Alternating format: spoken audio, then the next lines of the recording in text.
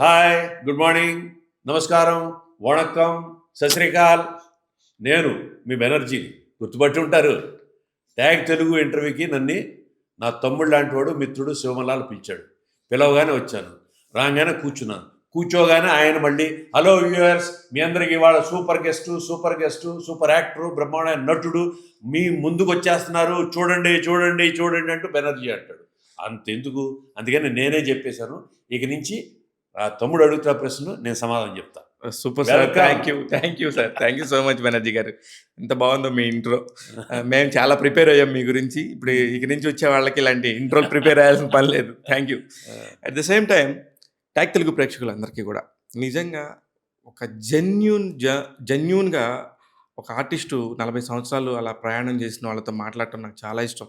ఎందుకంటే ఎన్నో అనుభూతులు ఉంటాయి వాళ్ళకి, ఎన్ని చూసుంటారో వాళ్ళు ఒడిదుడుకులు. ముఖ్యంగా బెనర్జీ గారి విషయంలో నిర్మాత, అసిస్టెంట్ డైరెక్టర్గా కూడా ప్రారంభమయ్యాడు. తన కెరీర్ కానీ, తన ఫ్యామిలీ కానీ మొత్తం సినిమా. అస్సలు ఒక్కటి కూడా సంబంధం లేకుండా నేను ఇండస్ట్రీకి వచ్చారు. అవన్నీ ఒకసారి మన ట్యాగ్ తెలుగు ప్రేక్షకులతో పంచుకుందాం. అనే నమస్తే. ఎంత మీరు వద్దనుకున్నా కూడా మీ గురించి చెప్పకుండా ఉండలేకపోయాం. ఎందుకంటే అంత లాంగ్ జర్నీ నాకు తెలుసు కాబట్టి. నేను మరీ ఫస్ట్ హైదరాబాద్ వచ్చిన కొత్తలో ఆంధ్రభూమి సినీ స్టార్ మ్యాగజైన్లో పనిచేసినప్పుడు మీతో నేను ఇంటికి వచ్చి ఇంటర్వ్యూలు చేసుకున్నా. అప్పటి నుంచి కూడా మీ ఎనర్జీ తగ్గలేదు, మీరు అలానే ఉన్నారు. అవన్నీ చెప్పాలంటే ముందు ఇవన్నీ తెలియాలి, అందుకని చెప్తున్నాను. అయితే 40 ఏళ్ళ జర్నీ, 40 ఏళ్ళు పైన. అది జర్నీలో చాలా ఒడిదుడుకులు ఉన్నాయి. నాకు తెలిసి బెనర్జీ గారు నిర్మాతగా కూడా ఉన్నాడు. ప్రస్తుతం వస్తున్న సినిమాల పరిస్థితి అంతకుముందు ఉన్న సినిమాలకి కొంచెం మీరు గమనించిన వేరియేషన్ ఏముంటుంది? ఏమి లేదు Shiva. See, this is a film industry. కథ ఒకటే ఉంటుంది, కథనం మారుతుంది అన్నట్లు ఫార్మాట్ మారుతూ ఉంటుంది. Entertaining is the same. First నాటుగా తోలుబొమ్మలు ఉండేవి, అయ్యే సినిమాలు. తోలుబొమ్మలు చూపించేవాళ్ళు, దాంట్లో కథలు చెప్పేవాళ్ళు. ఆ కథలో ఉండే పాత్రల్ని మళ్ళీ నాటకాలకు వచ్చినాయి. నాటకాల్లో చేశారు. నాటకాల తర్వాత పద్య నాటకాలు అని వచ్చినాయి. సోషల్, సాంఘికం, జానపదం, పౌరాణికం. ఇదంతా టోటల్ యూనివర్సల్, ప్రపంచంలో జరిగిన మార్పు. అలాగే ఆ నాటకాల నుంచి సినిమాలో సేమ్ కథనాలు. సినిమా నుంచి మళ్ళీ టీవీలో సీరియల్స్లు. ఇప్పుడు టీవీ సీరియల్స్ నుంచి టీవీ సీరియల్స్ అడ్వాన్స్డ్గా మళ్ళీ ఇప్పుడు వెబ్ సిరీస్లు. Correct. So is all this journey is happening, but the stories are same. కథలు అలాంటివే, క్యారెక్టర్స్ అందులో అలాంటివే, కథనాలు మారుతున్నాయి, ఫార్మాట్ మారుతుంది. Way the people are looking at is different, కొత్తగా తీయటుంది. సో ఈ మార్పు అనేది మార్పు ఉంది చాలా, అవును, కానీ మార్పు కూడా లేదు అన్నట్టు. అదే నాకేంటంటే నేను ఆల్మోస్ట్ నేనే పెద్ద గొప్ప కాదు, 40 ఏళ్ళ ఎక్స్పీరియన్స్ అంటే నేనే పుట్టగానే 40 ఏళ్ళ ఎక్స్పీరియన్స్ కాదు, అప్పుడు పుట్టాను. అదే త్వరగా పుట్టేశాను కాబట్టి 40 ఏళ్ళు అయింది. రేపొద్దు నువ్వు కొన్ని సంవత్సరాల తర్వాత నువ్వు 40 ఏళ్ళు అవుతుంది, నీకు అదే కరెక్ట్ జీవితం ఎక్స్పీరియన్స్. సో ఈ ట్రావెలింగ్లో ఏమైపోయిందంటే ఐ వాజ్ ఆల్వేస్ దేర్. అప్పటి నుంచి ఇప్పుడు దాకా ఈ మారుతున్న కాలంలో అక్కడ ఉన్నాను, బిజీగానే ఉన్నాను, చేస్తున్నాను. కాబట్టి నాకు ఎక్కువ మార్పు తెలియదు. అదే నేను ఒక 10 సంవత్సరాలు ఇక్కడి నుంచి బయటికి వెళ్ళిపోయి షిఫ్ట్ అయితే మళ్ళీ వచ్చి ఇక్కడ చూస్తుంటే చాలా మార్పు అనిపించేది. కరెక్ట్. బయట వాళ్ళకి ఆ మార్పు ఉంటుంది, నాకంత మార్పు అనిపించదు. But there is lot of change. Everything is change. ఇవాళ రోజున ఫార్మాట్, ఇవాళ రోజు డిజిటల్ ఇది. And one more thing, today's younger generation, they are fantastic. అవును, younger generation, all aspect, 24 characters, డైరెక్టరా, ప్రొడ్యూసరా, యాక్టరా, మేకప్, ప్రొడక్షనా, ఎవ్రీబడి ఈజ్ ఇన్నోటివ్. ఎవ్రీబడి అంటే ఆ రోజుల్లో చేయలేదని కాదు, ఆ రోజుల పరిధికి ఆ రోజుల్లో చేశారు.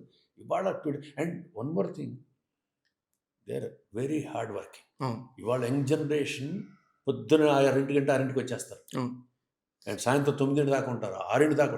అదే సో ఎనర్జెటిక్ అండ్ ఎంజాయ్మెంట్.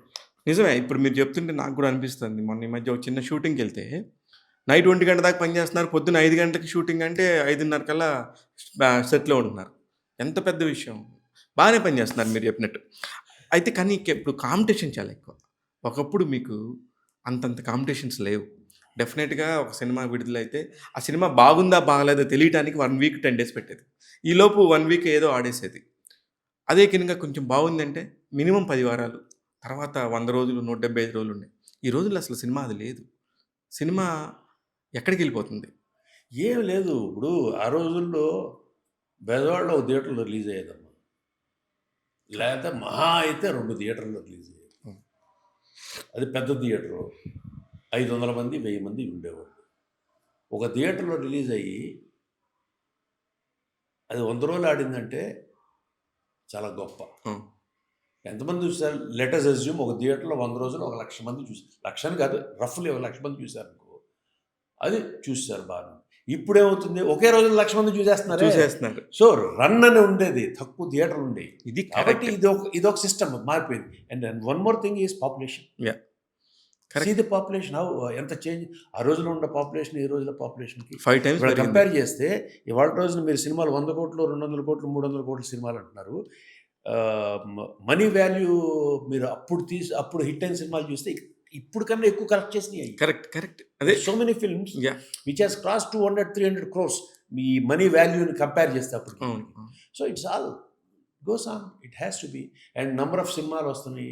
ఎక్కువ మంది అయిపోయారు. అవును. It's there. It has to be. ఇక అంతే. దాన్ని మనం కానీ ఇప్పుడు మనం ఒక తమిళనాడు, ఒక కేరళ అటువైపు తీసుకుంటే వాళ్ళకి ఎంటర్‌టైన్‌మెంట్ అంటే ఓన్లీ సినిమా. లేదు. తమిళనాడులో ఇంకా స్టేజ్ ఈ నాటకాలు చాలా ఎక్కువ. Hmm. Tamil Nadu, Karnataka, Maharashtra, Delhi, Bengal, yeah! Lot of stage is there. మనకు చాలా తక్కువ. నేనంటుంది స్టేజ్ అని కాదు. ఆ, అంటే ఎంటర్‌టైన్‌మెంట్ అంటే సినిమానే వాళ్ళకి. ఆ. దేనికంటే నేను చెన్నై ఎళ్ళినప్పుడు నేను మాట్లాడితే, మాకేముండదు జస్ట్ షాపింగ్, సినిమా. ఈ రెండే మా ఎంటర్‌టైన్‌మెంట్స్. మిగతా అంతా పని చేసుకుంటాం. సినిమా లేకుండా మాకసలు ఒక్క వారం కూడా గడవదన్నట్టుగా అక్కడ కొంతమంది నిర్మాతలు, నా ఫ్రెండ్స్ సతీష్ అని ఒక ఆయన ఉంటారు. ఆయనతో రెగ్యులర్‌గా మాడుతుంటాను. వాళ్ళందరూ కూడా ఎడ్యుకేషనల్ డిపార్ట్‌మెంట్‌లో ఉన్నారు. వాళ్ళందరూ చెప్తుంటే నిజమేనా అనిపిచ్చేది. నిజంగా చూస్తే కూడా మాల్స్ అన్నీ ఎప్పుడు చూసినా ఫుల్స్ ఉన్నాయి. అరే! బావుందే అనిపిచ్చింది నాకు. అందుకని నేను అంటున్నాను నో, సినిమా. ఇది see, తమిళనాడు వాళ్ళ కల్చరు, వాళ్ళ system, they are orthodox people. Hmm. ఇవాళకి Tamil Nadu, Madras is one of the biggest major old cities. Hmm. అవును. ఇవాళకి మన హైదరాబాద్ లాగానో ఇంకో సిటీ లాగానో మోడర్నైజ్ అవ్వాల. హ్మ్. అట్లానే ఉంది. ఉన్నాయి. హ్మ్. అక్కడ అన్ని అవైలబిలిటీస్ ఉంటాయి. But this is the mentality of the people. Yeah! ఇవాళకి గాడ్ ఫియరింగ్. కరెక్ట్. ప్రతి ఏ సందులోకి వెళ్ళినా వినాయకుడి గుడి ఉంటుంది. వినాయకుడి ప్రతి దగ్గర పెట్టు. సాయంత్రం అయితే ప్రతిరోజు ఆడవాళ్ళు మల్లెపూలు పెట్టుకుంటారు, విభూది పెట్టు. ఒక ట్రెడిషన్, ఒక atmosphere they have that. Correct. That is always there. So ఇప్పుడు జనరేషన్స్లో అలాగ వస్తూ వచ్చింది. మనకు అది లేదు. మనకేంటంటే మొదటి నుంచి మన ట్రెడిషనా మనం కాదు, పక్కది కావాలి. ఆ! ఇప్పుడు నువ్వు అసలు అక్కర్లా. అవును. అదే ఇంట్లో వాళ్ళు అవును. ఎక్కువ పెద్ద కేర్ చేయరు, వాళ్ళకి వాల్యూస్ ఉండవు అంటారు చూసారా? అలాగే మనకేంటంటే మనలో అది గొప్పతనం అంటామా, లేకపోతే చెడు అంటామా నాకు తెలీదు గానీ, ఆతిథ్యం ఎక్కువ. పక్కనోడిని ఎక్కువ చూస్తాం. అవును. మనోడికన్నా పక్కనోడికి అసలు వాడికి ఏమి వాల్యూ ఉన్నా లేకపోయినా గానీ, అతిథి మర్యాద ఎక్కువ. ఎక్కువ. అది నిజంగా మనస్ఫూర్తిగా అతిథి మర్యాద చేస్తున్నామా, లేతే మనం దానివల్ల బెనిఫిట్ అవుతున్నామని మర్యాద చేస్తున్నామా, 2 రకాలుంది. అవును. అది తెలియకుండా చేస్తాం మనం. ఇది దీంట్లో ఇగ ఎవరు ఎలా అనుకుంటే అలాగా. సో, హ్మ్. అతిథి మర్యాద అనే అనుకుంటారు గానీ, బట్ వాళ్ళ నేను కృష్ణవంశీ గారితో మాట్లాడినప్పుడు, అసలు చెన్నై కల్చరు మీరిప్పుడు ఎప్పుడు తేలేరు. చెన్నైలో ఉండి ఇక్కడికొచ్చినోళ్ళు ఎవరినైనా అడిగితే దాని గొప్పతనం జెప్తారు. దానికి రీజన్ ఏందంటే ఎర్లీ మార్నింగ్ 4:00కి 4:30 కల్లా నీట్‌గా ఇంటి ముందు కల్లాపులు జల్లేసి, ముగ్గులేసేసి, దేవుడికి దండం పెట్టుకొని, పూలు పెట్టేసుకొని, మొఖానంతా పసుపు రాసుకొని, రేడియో ఆన్ అయిపోతుంది. రేడియో ఆన్ అయిపోయి రేడియోలో భక్తి గీతాలో లేకపోతే ఏదోటి శనివారం వస్తే మన సుప్రభాతం. హ్మ్. ప్రతిరోజు దాని విశిష్టత పట్టి ఆ రేడియోలో పాటలొస్తాయి. పాటలొస్తా ఉంటాయి. హోటల్, రెస్టారెంట్‌లో గూడా ఆడు వెయిటర్ కూడా స్నానం గీనం చేసి, విభూది రాసేసి, హోటల్‌లో సాంబ్రాణి ఎలిగిచ్చి, హోటల్‌లోకి ఎంటర్ అవుతుంటే, హ్మ్. ఆ విభూది, ఆ సాంబ్రాణి పొగతో పాటు గుమగుమలాడే సాంబారు అవును. అయన్నీ బ్రహ్మాండంగా ఉంటాయి. అదే మనకు చెప్తున్నా. లేదది. అది మనకి ఇక్కడ వెయిటర్ అంటే వాడు స్నానం చేస్తాడో చేయడో తెలీదన్నట్టుగా. దానికి ఏం చేయలేమండి. అంతే. అలాగా ఆ కల్చర్ అలా ఉండింది. మనకు లేదు. అసలు మనం ఏంటి? మన తెలుగోళ్ళు ఇప్పుడు ప్రతి ఓడు బయటికెళ్ళిపోయేవాడేగా. అవును. అవును. అసలు నువ్వు తెలుగు నేర్పిస్తున్నావా? లేదు. అది నీ అది. పిల్లలకి తెలుగు నేర్పిస్తున్నావా? మా అమ్మాయికి తెలుగొచ్చు. హ్మ్. కానీ రాయటం, చదవటం రాదు. హ్మ్. మరి నేను నేర్పించానా? తప్పు కదా! మన వాళ్ళు చేయిస్తారు. వాళ్ళు వాళ్ళు ఖచ్చితంగా కంపల్సరీగా వాళ్ళ వాళ్ళ తమిళ్. భాష కాదు, ఉమ్, వాళ్ళ కల్చర్, వాళ్ళ ఆచార వ్యవహారాలు ఉమ్, ప్రతిదీ పిల్లలకి పంచుతారు, ఉమ్. చెయ్యాలి. మనం ఏంటి, ఇప్పుడు ఫారిన్ వెళ్ళిపోయిన తర్వాత అసలు యాక్చువల్గా చెప్పాలంటే ఫారిన్ వెళ్ళిపోయిన వాళ్ళందరూ అక్కడ చూపించడం కోసం పండగలు పబ్బాలు అవన్నీ చేసుకుంటున్నారు. చేసుకుంటున్నారు, మనం చేయట్లేదు. భక్తితో చేస్తున్నారా, అది షో చేయడానికి చేస్తారో తెలియదు. కానీ మనం కూడా నిజంగా చాలా దూరం అయిపోతున్నాము. అయిపోయింది. నాకు ఇంకొకటి తమిళనాడు గురించి ఒక గొప్ప విషయం ఎందుకు మాట్లాడుతున్నానంటే, మీరు తమిళ్లో కూడా చూసి వచ్చారు కాబట్టి మాట్లాడుతున్నాను. రామేశ్వరం వెళ్ళానండి. నాకు ఇంగ్లీష్ చదవటం వస్తుంది, హిందీ చదవటం వస్తుంది, తమిళ్ రాదు.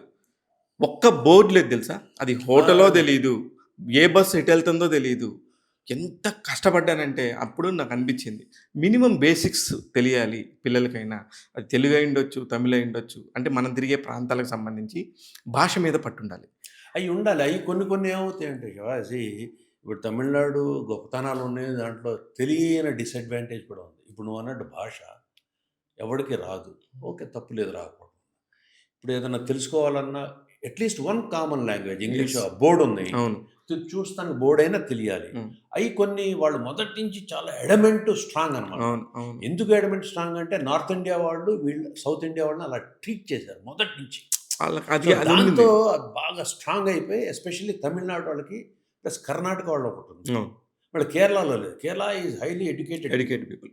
And there are all kind of religious people, highly educated people. వాడు ఏం చేసినా చెప్పిన చంకలో ఒక పేపర్ ఉంటుంది, ఒక గొడుగు ఉంటుంది. కరెక్ట్, ఎప్పుడు వర్షం వస్తుందో తెలియదు కాబట్టి. సో ఆ రెండు Kerala, Tamil Nadu, they are beyond all that అనమాట. Yes. సో అది మనం ఇంకా మన తెలుగు వాళ్ళు ఎప్పుడు కూడా ఎప్పుడు పక్కన వాళ్ళు మనం ఏంటో కానీ మన పిల్లల్ని తెలుగు భాష కానీ అలా మనమే మాట్లాడడం. అవును. నేనే చాలా కాలం మాట్లాడేవాడిని కాదు తెలుగు ఫుల్గా, ఇంగ్లీష్ మాట్లాడేవాళ్ళు. ఇంగ్లీష్ మాట్లాడేసేవాడిని, ఉమ్, ఎందుకంటే అది అలవాటు అయిపోయింది కాబట్టి. కానీ తప్పు కదా అది. ఇప్పుడు నా తెలుగు ప్రేక్షకులు చూస్తున్నారంటే తెలుగు మాట్లాడాలి. కరెక్ట్. సో అలాగా తమిళనాడుకి మనకి ఎప్పుడు డిఫరెన్స్ ఉంది. And one more thing is, తమిళనాడులో సినిమా ఇండస్ట్రీ అనే కాదు, ఫ్యాక్టరీస్ కానీ, ఆ, లేబర్ కానీ, ఉద్యోగస్తులు కానీ, ఎల్డీసీ యూడీసీ క్లర్కులు కానీ, everybody has their own professionalism. yeah. వాళ్ళు ఆ పని దైవత్వంగా నమ్ముతారు. ఆ పనిని నమ్ముకుని దైవత్వంగా, ధర్మంగా, ప్రొఫెషనలిజం అంటాం. Dignity of labour. అలాగా ఫిల్మ్ ఇండస్ట్రీ కూడా ఫస్ట్ ఏది, తెలుగు, తమిళ్, కన్నడ, మలయాళం, 4 లాంగ్వేజెస్ మెడ్రాస్లో ఉండేది. అవును. South Indian film chamber of commerce, అవును. అన్ని సౌత్ ఇండియాకి సంబంధించిన సినిమాలన్నీ అక్కడే ఉండేవి. తర్వాత కేరళ వాళ్ళు వెళ్ళిపోయారు కేరళకి, కర్ణాటక వాళ్ళు కర్ణాటక మనోళ్ళు మనం మన వచ్చాం. లేట్గా వచ్చాం మనం అవును. తమిళనాడు. సో అక్కడ అన్ని లాంగ్వేజెస్ జరిగాయి. ఆ లాంగ్వేజ్ జరిగినప్పుడు అక్కడ మిగతా ఆర్టిస్టులే కాకుండా టెక్నీషియన్స్ అందరూ కూడా ప్రొఫెషనలిజం ఉండేది. ఎంత ప్రొఫెషనలిజం అంటే కెమెరా మోసుకొచ్చి అవుట్డోర్ యూనిట్లో కెమెరా తీసుకొచ్చేవాడు, లైట్లు తీసుకొచ్చాడు, ఆ లైట్లకి బొట్టు పెట్టి దండం పెట్టుకుని అవును. ఆ కెమెరాకి దండం పెట్టి స్టార్ట్ చేసేవాడు. Correct, correct. అలాగే డైరెక్టర్, ఇప్పుడు ఆర్టిస్ట్ సెట్లోకి వెళ్ళారంటే కింద నేలకు దండం పెట్టుకుని లోపలికి వెళ్ళేవాడు. సో ఆ ట్రెడిషన్ అలాగా తెలియకోకుండా మనం అనుకుంటాం ఇలా టచ్ చేస్తే ఏంటది, భూదేవిని touch, there are lot of scientific reasons మన బాడీలో చేంజెస్ కరెక్ట్, వచ్చేది. కరెక్ట్. Positive vibes. అవన్నీ పెద్దవాళ్ళు చెప్పేవాళ్ళు, అది నమ్మేవాళ్ళు. ఎవరు చెప్పినా అవతల నమ్మాలి, ఫస్ట్ నమ్మాలి. కరెక్ట్. నమ్మిన తర్వాత ఇది అవుతుంది. సో తమిళనాడులో అది ఉంది ప్రొఫెషనలిజం.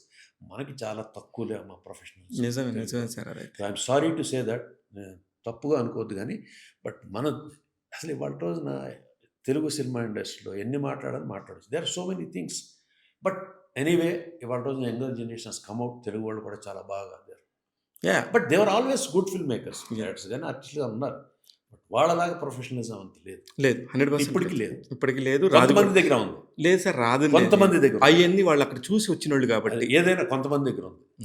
సూపర్. అయితే బెనర్జీ గారితో మాట్లాడతా తమిళనాడు తెలుగు అని మాట్లాడుతున్నాం. సారీ, అంటే అది ఇండస్ట్రీ గురించే మాట్లాడుతున్నాను నేను. నాకు అసలు బాగా ఆశ్చర్యం వేసింది. కొన్ని లక్షల మంది, వేల మంది, నాకైతే కృష్ణానగర్, ఇందిరానగర్లో చూసినప్పుడు ఒక ఛాన్స్ కోసం ఎంత ఎమ్మడబడతారో, ఎంత ఆ ఒక్క ఛాన్స్ కోసం ఎంత ఎదురు చూస్తారో నాకు తెలుసు. అస్సలు సినిమా ఇండస్ట్రీ మీద ఎటువంటి అవగాహన లేని బెనర్జీ అసలుకి ఎలా వచ్చారు సార్? అది ఏం లేదండి, మా ఫాదర్ ఉండేవాడు, నాన్నగారు అవును. రాఘవ గారు. ఆయనని హీరో చేయాలని తీసుకొచ్చారు మెడ్రాస్కి. చాలా బాగుండేవాడు, నాటకాలు వేసేవాళ్ళు, అది ఇది. ఆయన తీసుకొచ్చారు. ఆయన మెడ్రాస్ వచ్చారు. మెడ్రాస్ అంతా సినిమా ఇండస్ట్రీలో అందరూ తెలిసిన వాళ్ళే, అందరూ డైరెక్టర్లు, ప్రొడ్యూసర్లు వాళ్ళు. ఆయన వచ్చారు. ఆయనతో పాటు మేము వచ్చేసాం ఢిల్లీ నుంచి. వచ్చేసిన తర్వాత ఇక అక్కడే అలవాటు పడిపోయాం. పడిపోయిన తర్వాత రెండే విషయాలు ఉంటాయి శివ. బాగా చదువుకుని ఉండాలి, మధ్యంతర చదువుని ఉండే, అది లేదా చదువు లేకుండా ఉండాలి. మనకు చదువు పెద్దగా అబ్బలేదని పట్టించుకోవాలా. అదే బాగా చదువుంటే ఆ రోజులు ఏమయ్యాడు, బాగా చదువుంటే డాక్టర్, ఇంజనీర్, అంతే. ఏది టాప్ లెవెల్ వాళ్ళు, ఐఏఎస్లు, ఐపీఎస్ అంతవరకు. దాని తర్వాత బాగా చదివేవాళ్ళు అక్కడ బ్యాంకులో ఉద్యోగాలు, అక్కడ ఎండ్. అది ఇంకేమి చదువుకున్నాడు క్లర్కులు, లేదా ఎక్కడన్నా Lower గానో ఉండేవాడు. Lower division clerk. ఏది లేనివాడు అటు ఇటు తిరుగుతూ అలా జల్లా తిరుగుతూ అలా అలా బతికేసి ఏదో ఉద్యోగం చెప్పేస్తారు. బిజినెస్ చేయటం, ఇంకోటి చేయటం, అది చేయటం, ఇది చేయటం వెళ్ళేది. సరే అప్పుడు మనకు పెద్ద చదివామనుకో, హోటల్ మేనేజ్మెంట్ చేశాను, అది పూర్తి చేసి ఉంటే బ్రహ్మాండమైన ఉద్యోగం వచ్చేది, ఇంటర్నేషనల్ లెవెల్లో ఉండేది. అది మనం వేషాలు పూర్తి చేయక వదిలేసి ఆపేసి. కాదు ఎందుకు ఇప్పుడు ఫాదరు చాలా చాలా తెలివిగా ఉండేవారు, ఆయన చాలా అందంగా అనేది ఉండదు ఆయన కుదరలా. ఇప్పుడు సినిమా ఇండస్ట్రీ అనేది అంటే మిమ్మల్ని పట్టించుకోలేదంటారా సరిగ్గా? అలాగే ఉండదు. I father brought me very well, బాగా. అది లేకపోతే ఇవాళ నేను ఉన్నట్టు ఈ లెవెల్లో మై ఫాదర్ పంపుకునే కాబట్టి, అంతేగా, అంతకుమించి అంతే అంతే. ఎవరి తల్లిదండ్రులైనా పిల్లలకి కావాల్సిన చదువు, సంస్కారం అండ్ నీ జీవితంలో నువ్వు బతకడం నేర్పించాలి. అంతే. నువ్వు ఎంత కోట్లు ఆశిస్తావని కాదు. Correct correct. So my father game ఈ బెస్ట్ ఆఫ్ లైఫ్, దానికి మించిందే లేదు. కాకపోతే సినిమా ఇండస్ట్రీలో ఏమవుతుందంటే, ఫాదర్ వచ్చారు, అప్పుడు ఎక్కువ రామారావు గారి సినిమాలు, నాగేశ్వరరావు గారు అన్నీ చేశారు. But he could not make it big. Cinema industry అనేది అదృష్టం. ఎవరు టాప్గా ఉండేవాళ్ళు మనిషిని తీసుకొద్దాం రాలేరు. ఏమీ లేనివాడు వస్తాడు, పైకి వస్తాడు. It's all your hard working అంటారు. హార్డ్ వర్కింగ్ ఎవడు చేయడు, అందరూ చేస్తారు. కరెక్ట్. ఏది చేసినా అల్టిమేట్గా నీ ఫేట్ కొంత. ఫేట్ కదా అని ఇంట్లో కూర్చోకూడదు, నువ్వు చేసుకుంటాను. అందరూ పని చేసినట్టే చేయాలి, అక్కడో కలిసిద్ది ఫేట్. అంతే కుదురుద్ది. అలాగే నేను ఇప్పుడున్నాను, వచ్చాను, సినిమా ఇండస్ట్రీ సంబంధం లేదు, నేను ఏ ఉద్యోగంకి వెళ్తాను. అప్పటికి వెళ్ళాను, డిగ్రీ అయిపోయిన తర్వాత గరుడా చిట్ ఫండ్స్ అని ఒక విజయనగరం మన సుదర్శన్ చిట్ ఫండ్స్ మార్గదర్శి లాగా ఒక కంపెనీ, అది గరుడా చిట్ ఫండ్స్ అని ఆల్ ఓవర్ ఇండియా ఉండేది. దాని మేనేజర్గా విజయనగరం వెళ్ళి విజయనగరంలో 6 నెలలు ఉన్నా. ఏమో బాగానే ఉంటుంది కానీ ఏదో ఉంటాం, అది వదిలేసి వచ్చేసి ఇక సర్లే ఏమొదలే. సినిమా ఇండస్ట్రీలో అందరూ ఫ్రెండ్సే, ప్రొడ్యూసర్ కొడుకులు, డైరెక్టర్ కొడుకులు, వాళ్ళు వీళ్ళు అక్కడే తిరిగేవాళ్ళం. సరే ఇక నేను ఫాదర్తో చెప్పి నేను సినిమా ఇండస్ట్రీలో చేస్తానంటే ఆయనే అన్నా. ఇక అలా సినిమా ఇండస్ట్రీలో చేస్తా, అసిస్టెంట్ డైరెక్టర్ అయిపోయా, యాక్టర్ని అయిపోయా, సినిమాలు తీసా. వాళ్ళ కాదు అసిస్టెంట్ డైరెక్టర్కి వెళ్ళాలని ఎలా అనిపించింది? ఏది వెళ్ళాలని లేదు, తెలీదు. సినిమా ఇండస్ట్రీకి వెళ్ళాలి అంతే. మెడ్రాస్ వెళ్ళిపోయారు. మెడ్రాస్లో ఉండేవాళ్ళంగా, ఫాదర్ ఉండేవాళ్ళు. అంటే విజయనగరం నుంచి మళ్ళీ విజయనగరం మళ్ళీ పెట్టే సర్దేసుకుని వెళ్ళిపోయి ఆడ వెళ్తానంటే అప్పుడు విఎస్ఆర్ స్వామి గారు ఏమంటే ఏమి తెలియదు, దేంట్లో వెళ్ళాలని. కెమెరామెన్ విఎస్ఆర్ స్వామి గ్రేట్. ఏది వెళ్ళాలని తెలీదు, కెమెరా అనుకుని అక్కడికి వెళ్ళాం. ఆయన లేరు, అవుట్డోర్ లేట్గా వస్తున్నారు. తర్వాత ఏం చేస్తాం, నాకు ఏదన్నా ఒకటి ఎయిము, గోలు, పట్టుదల, యాక్టర్ అవ్వాలి, నేను కెమెరామెన్ అవ్వాలి, నేను డైరెక్టర్ అవ్వాలి, నేను మేకప్ అవ్వాలి, నాకు ఉంటే అది పట్టుకుని ఉంటా. నాకు ఏది లేదు. అలా ఎలా ఉంది, నాకు అదే ఆశ్చర్యం. తెలీదు కూడా, నాకు తెలీదు, ఏదో పని చేసుకోవాలంతే. అలాగా ఆయన దగ్గరికి వెళ్తే ఆయన లేరు. తర్వాత డైరెక్షన్ అంటే యుఎస్ఎస్ రావు గారి దగ్గరికి ఆయన ఫాదర్కి వెళ్ళగానే హరిశ్చంద్రుడు అని సినిమా చేస్తారు, సోషల్ ఫిల్మ్. సావిత్రి గారు, ప్రభాకర్ రెడ్డి గారు, almost Savitri garu last. I was lucky enough to work with her and such a great lady. May her soul rest in peace. Great lady. ఆవిడ సావిత్రి గారిని కలిసి ఆవిడతో పనిచేసి ఆవిడ చెప్పిన మాటలు వినే అదృష్టం నాకు కలిగింది. బికాస్ ఆ రోజులో పుట్టాను కాబట్టి. ఆ సినిమాలో జాయిన్ అయ్యి, ఆ సినిమాలోనే అసిస్టెంట్ డైరెక్టర్, ఆ సినిమాలోనే నక్సలైట్ వేషం ఇచ్చేసాడు ఆయన. అలా జరిగిపోయింది వేషాలు వేసుకుంటూ. నాకు ఇవాళకి గోల్ లేదు, ఇవాళకి నటుడు అవ్వాలి, ఇది అవ్వాలి, అది అవ్వాలి, పని చేసుకోవాలి, పని ఉంటుంది, పని చేసుకోవాలి, డబ్బులు సంపాదించుకోవాలి, ఇల్లు గడవాలి, హ్యాపీగా ఫ్యామిలీ రన్ చేయాలి. ఎప్పుడైనా అంతే, ఎప్పుడైనా పెళ్లి చేసుకుని ఫ్యామిలీ నడపాలా. పక్కింటి ఫ్యామిలీ నడపడగా, దేశాన్ని నడపడగా. నీ బేసిక్ ఫ్యామిలీ, నీ భార్య, నీ బిడ్డలు, చదువు, సంస్కారం. దీని తర్వాత ఎంత ఎక్కువ సంపాదిస్తా అది వేరే విషయం. అవును, కరెక్ట్ కరెక్ట్. ఈ పాయింట్ పర్ఫెక్ట్ అండి. ఎందుకంటే అది ఎవరికైనా సరే ఈతి బాధలు అంటారు కదా, అవి కంపల్సరీ ఉండాల్సిందే. అవి ఉన్నోడే కరెక్ట్గా కూడా ఒక రూట్లో వెళ్తాడు. అవి ఉంటేనే, అవి లేకపోతే నరకమే. అది నిజం అది. అది అమ్మో! పెళ్ళాం వద్దు, పిల్లలొద్దు అన్నట్టుగా అంటారు గానీ సరే ఇక ఇప్పుడు మారిపోయింది అనుకో. ఏ ఏ జనరేషన్కి ఆ జనరేషన్ కానీ ఎవరికైనా రైట్. కానీ ఏ జనరేషన్‌కైనా ఎవరికైనా కుటుంబ రైట్. వ్యవస్థ అనేది ఇంపార్టెంటే కదా సార్. వ్యవస్థ అనేది ఇంపార్టెంట్ అంటే నువ్వు చెప్తున్నావు, హ్మ్. వాడు కాదంటాడు. హ్మ్. వాడు లాజిక్ని how can you say no? వాడు కాదంటున్నప్పుడు లేదురా నువ్వు తప్పని ఎలా అంటావు? నేను తప్పనట్లేదు. నిన్నంట్లా అదే జనరల్గా కుటుంబ వ్యవస్థని కుటుంబ వ్యవస్థ పోతుంది. ఆ! లేదు ఇప్పుడు ఆ! ఇక there are no more marriages. ఆ! Future wait and see. Sir there are no wife and husband meeting together physically. Sir ఏం Yes, I'm మాట్లాడుతున్నారు? telling you. It's going to happen in future. ఎందుకు ఇలా మాట్లాడుతున్నారు సార్ మీరు? No, it is happening. It is already evolution. వాళ్ళు చెప్పిన దాన్ని బట్టి. ఎందుకంటే ఎవల్యూషన్‌లో ఇది ఒక పార్ట్ అంటారా? ఇవాళ రోజున మ్యారేజెస్ తక్కువ, ఆ! Late marriages. ఆ! మ్యారేజ్ చేసుకున్న పిల్లలు గంటల. పిల్లలు కననోళ్ళు చాలా మంది ఉన్నారండి.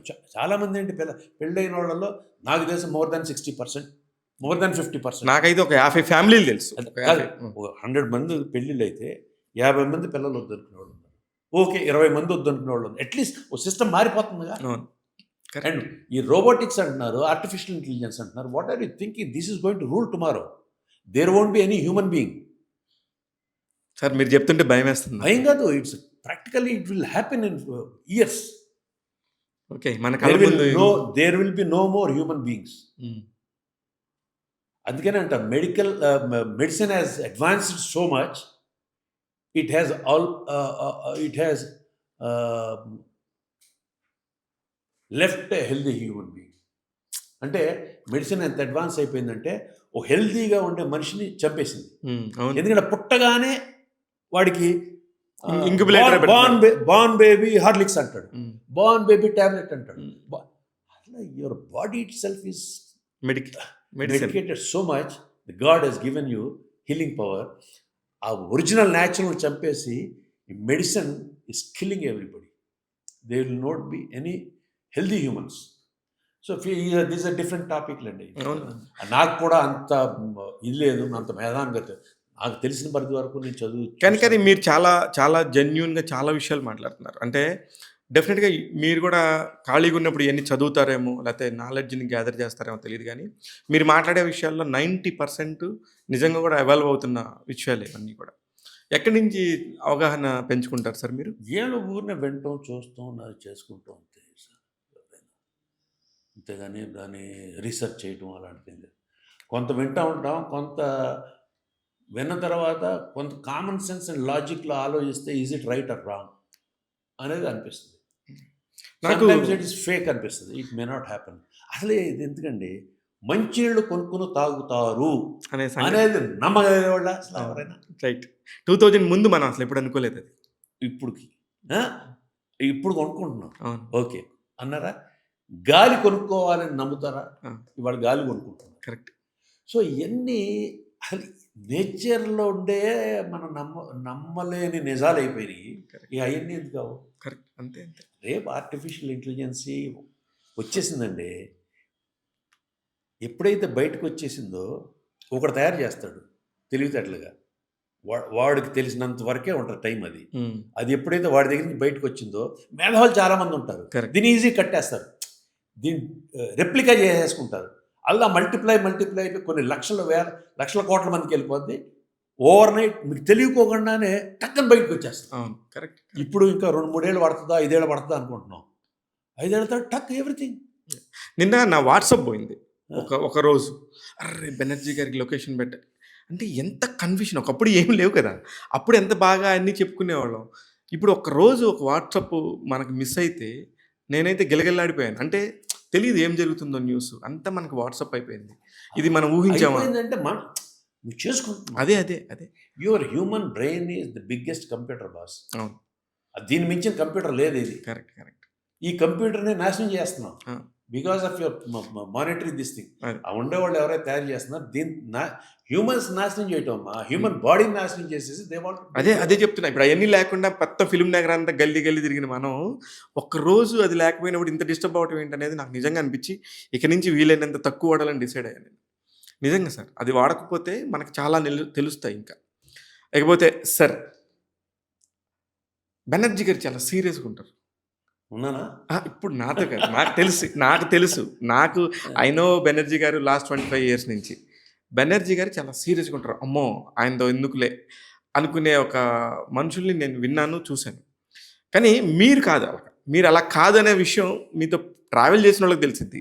ఎందుకు సార్ అలాగా మెయింటైన్ చేయాలనుకుంటారా? తెలియకుండానేనా? మ్యానుఫ్యాక్చరింగ్ డిఫెక్ట్ అంటారు. దేవుడు అలా పుట్టించాడు. నాకేమో తెలీదు. నేను మామూలుగానే ఉంటాను. మామూలుగా ఉంటుంటే మరి ఎవరైనా కొత్తోళ్ళు కనిపితే ఉంటాం అలాగా. హ్మ్. అలా అంటాం. తర్వాత భూమిని ఎగరంగా అదే. నా ఫేస్ అలాంటిదేమో మరి. అదే. కాదు లేదు sir. But some people say you look బావుంటది అంటారు. But some people fear. నన్ను చూస్తే భయపడతారు. బాగా లేకపోవటం కాదు ఇక్కడ అది సమస్య. భయపడతారు. మా ఏజ్ గ్రూప్ వాళ్ళకి ఎందుకు భయం అంటే నేను చెప్తాను. నేను సినిమా చూసా, ఉదయ్ కిరణ్ సినిమా. అది నువ్వు నేను బాబోయ్, నాకు అసలు అయితే ఆ లారీలో నుంచి మీరు అలా దిగుతుంటేనే నాకు భయం వేసేది. పిల్లలకి కూడా భయపడతారు. నేను హైదరాబాద్ వచ్చిన కొత్తల్లో మిమ్మల్ని చూస్తుంటే అమ్మ ఆయన ఉన్నారు కానీ వెళ్ళి ఒక ఫోటో అడుగుదామా వద్దా అని భయపడేవాడిని నేను. అంటే ఆ ఇంపాక్ట్. అవును, నాకు తెలిసి నా జనరేషన్లో ఉండే సినిమాలు, నేను ఉండే సినిమా ఇండస్ట్రీలో వచ్చిన సినిమాలు ఆ period maybe about 10-20 years 30 years పీరియడ్లో మిగతా బహుశా నేనేను అలాంటి క్యారెక్టర్ వల్ల భయపడింది చాలా మంది. సినిమా అలాంటి ఇమేజ్ వచ్చింది. అంటే అప్పుడే మాకు కూడా ఇది సినిమానే, ఇది ఏం కాదు, జనరేషన్ మారుతుంది, వస్తుంది జస్ట్ అది అప్పుడు మారుతుంది. మాకు అప్పుడు డిగ్రీ చదువుతుంటే అమ్మ బాబోయ్ ఈయనేంట్రా ఎంత భయంగా ఉన్నాడు అనిపించే అంత భయం నిజంగా. అంటే ఇప్పుడు వాళ్ళకి తెలియపోవచ్చు. మేము నిజంగా నేనైతే భయపడ్డాను సార్. నేను చాలా భయపడేవాడిని. నువ్వు నేను సినిమా అయితే మాత్రం నాకు బెనర్జీ గారు అనగానే నాకు అదే గుర్తొస్తుంది. అంత ఇంపాక్ట్ క్రియేట్ చేసింది ఒక సినిమా అని చెప్పడానికి. గ్రేటెస్ట్ తేజ అసలు తను ఫస్ట్ సినిమా చేసినప్పటి నుంచి, చిత్రం నుంచి బెనర్జీ గారు మీరు ఉండాలి. ఈ క్రియేటెడ్, ఈ set this will create you. నిజం చెప్పాలంటే అంతకుముందు చేశాను నేను గాయం, నువ్వు నేనుతో బాగా పెట్టాను. I thank Teja for that. అది అందుకని ఇప్పుడు ఆ టాపిక్ తీసుకురావడం కోసం మీరు అంతకుముందు గతంలో కూడా చాలా సినిమాలు చేశారు. రామ్ గోపాల్ వర్మ గారు లాంటి ఒక దిగ్గజ దర్శకుడితో చేశారు. చాలా చేశాను. బట్ దిస్ ఫిల్మ్ క్యారీడ్ మీ. మీకోసం అన్నట్టుగా వచ్చింది. తేజ చేశాడు. తేజ వాంటెడ్ వేసి ఒక్కోసారి ఏమవుతుందంటే కొంతమంది ఒక్కొక్కరిని భుజాన వేసుకుంటారు. నాకే వాళ్ళకి అవసరంతో వేసుకుంటారు కొంతమంది. ఇప్పుడు తేజకి నేను అవసరం లేదు, కరెక్ట్. కానీ తేజకి నేను బాగా తెలుసు. తను చిన్నప్పటి నుంచి తెలుసు. తేజకి నేనంటే ఏంటో తెలుసు. నేను యాక్టింగ్ చేస్తున్నాను కాబట్టి బాగా తెలిసినాడు. బెనర్జీ గారు బాగా చేస్తాడు, నాకు కాదు నా బెనర్జీ నా ఫీలింగ్తో అలా చేశాడు. అది క్యారెక్టర్ క్రియేట్ చేశాడు. ఓన్ చేసుకోవటం పెద్ద విషయం. అది నాకు hats off. Teja, I respect you Teja, thank you for everything. ఎందుకంటే మా జనరేషన్కి గుర్తుండిపోయేలాగా. నాకు అంతకుముందు కృష్ణవంశీ చేశాడు. ఏది Gulabi. And that also brought me very మంచి పేరు వచ్చింది. గులాబీలో కూడా చాలా మంచి పేరు వచ్చింది ఇన్స్పెక్టర్ది. But that was a little bit earlier. ఈ జనరేషన్కి అది సంబంధం ఉండదు. ఎర్లియర్ సార్, ఎర్లియర్ గులాబీ. ఆ జనరేషన్ చేంజ్ ఓవర్ వచ్చేదానికి ఇది వచ్చింది. అలాగే రాము గాయం, గులాబీ, నువ్వు నేను, దిస్ 3 మేజర్. కానీ మీరు ఒక టాప్ 10 ఫిలిమ్స్ చెప్పాలంటే మీరు చేసిన 400 సినిమాల్లో ఏం చెప్తారు సార్? చాలా ఉన్నాయి. ఇది గులాబీ, గాయం, నువ్వు నేను, పాత సినిమాలు ఉన్నాయి, 2 పేర్లు గుర్తులేవు. అదే న్యాయం మీరే చెప్పాలి చేశాను, ఫస్ట్ ఫిల్మ్. నానా పటేకర్ రీమేక్ తెలుగులో నేను చేశాను. తమిళ్లో రజనీకాంత్ చేశాను, దట్ ఈస్ దే. తర్వాత ఈ అబ్బాయి చాలా మంచోడు ఒక సినిమా, మంచి వేషం, అది ఎమోషనల్ క్యారెక్టర్. అలా చాలా ఎమోషనల్ క్యారెక్టర్స్ చేశాను చాలా ఫిల్మ్స్.